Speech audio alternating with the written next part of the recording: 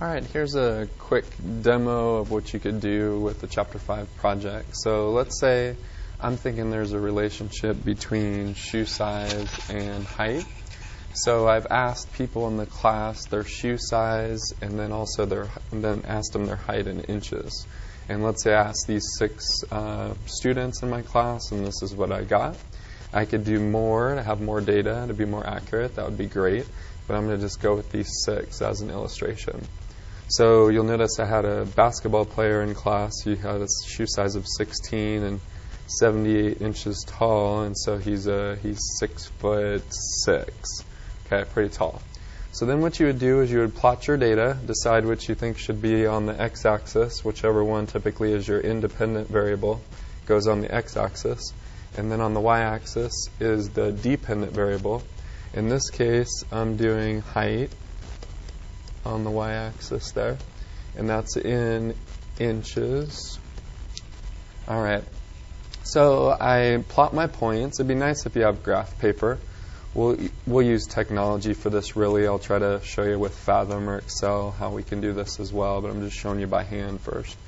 So we plot the points. I think everybody knows how to plot the points. And then what we do is we come up with a line that does a really nice job of modeling the data. It's called a best fit line.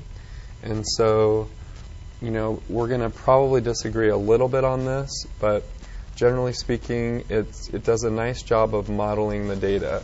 So I might draw it like so, and maybe yours, maybe you would have it tilt, slightly up or down or whatever, but let's say that is okay. Actually, I kind of wanted to go through a couple of points. Let me see. Okay, I'll go with that. So then what I would do after I have a good line, then I think for our purposes it would be nice if we actually picked a couple points that were actually on the line, that were actually part of our data. Especially, it depends on if we have a graph paper and we can determine what the points are. But I would say it'd be nice if we actually use a couple data points. So it looks to me like I've got, let's say, this point here and this point here. So you need to choose 2 points, and you need to find the slope. We're going to try to write an equation of a line, which is really section 5.4. When you have 2 points, you need to be able to write an equation of a line. So the 2 data points I'm using are, let's see, 1272, and it looks like I'm using 1475. And so I find the slope. That's the first thing. So the slope is, of course, subtracting the y's over the x's. So 75 minus 72, 14 minus 12. So it looks like we got 3 over 2, or we could even make it a decimal if you want. Depends. With your project, maybe it'll be crazier numbers, and so you're welcome to use a calculator for this part that you're doing by hand. So there's your slope. Okay. We all know that m is slope. And then we need to choose one of those 2 points that we want to use to write the equation. So choose a point. So choose whichever one you think is going to be a little bit easier. So let's say I choose a slightly smaller number. Let's say the 1272. Doesn't really matter. And I start off with y equals mx plus b. And we plug in the point, x and y. So plug in 72. The m is 1.5. The x is 12. And then we need to figure out what the b is. So we're just going to solve for b. And that would be 12 times 1.5, which is 18. So 18 plus b equals 72. And then subtract 18. So 72 minus 18, that's 54.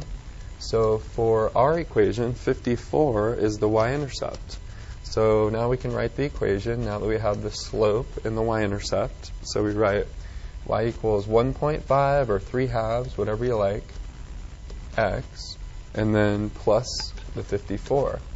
Now, this equation is called a prediction equation for us, because now we can actually predict the shoe size somebody would have with a certain height, or if we had the shoe size, we could actually predict their height. For example, let's say we were wondering, gee, I wonder if someone had a shoe size of, 18. We didn't really have anybody in class that had that, but we could plug in an 18 for the x. So if we plug an 18 in there, then we would say y equals 1.5 times 18 plus 54. And according to our equation, that would be 18 times 1.5, that's 27, plus 54. So we would expect that person to have a height of 81 inches. See how we use the equation to make a prediction? Then we could predict the other way as well. We could even predict inside of the data, of data that we didn't quite have. And this is called linear interpolation, when we find things that are inside of the data. What we did here was extrapolation, when we predicted something outside of what we had in the data. So this would be, useful information and actually, mathematically appropriate. 18 wouldn't be too far outside of the data to make a prediction. And so let's say we didn't have anybody that had a shoe size of 10, but we could figure that out. We could plug in, let me back up. We could plug in a 10 for that, and we could find their height. But let me go the other way. We could plug in a particular height. So let's say I wonder what the shoe size of somebody would be if they were super tall, like they're 7 foot tall. And 7 feet would be, let's see how many inches that would be. That would be 84 inches. So that means we could plug that in for y. So I'd like you to work both ways with your predictions. So in this case, we plug in 84 for the y, and we could solve for x, and that would be the shoe size of that person. So 1.5x, we would subtract 54, so that would be 30, and then we could divide that by 1.5. So 30 divided by 1.5 is 20. So we would expect someone that's 84 inches tall to have a shoe size of 20. So hopefully that helps, and then all the rest of it, just follow the directions. But that's kind of the big picture there, that we're using math to predict the future in a sense, and that we're writing equations of lines. This gives us a reason why we would ever want to write an equation of a line. Okay?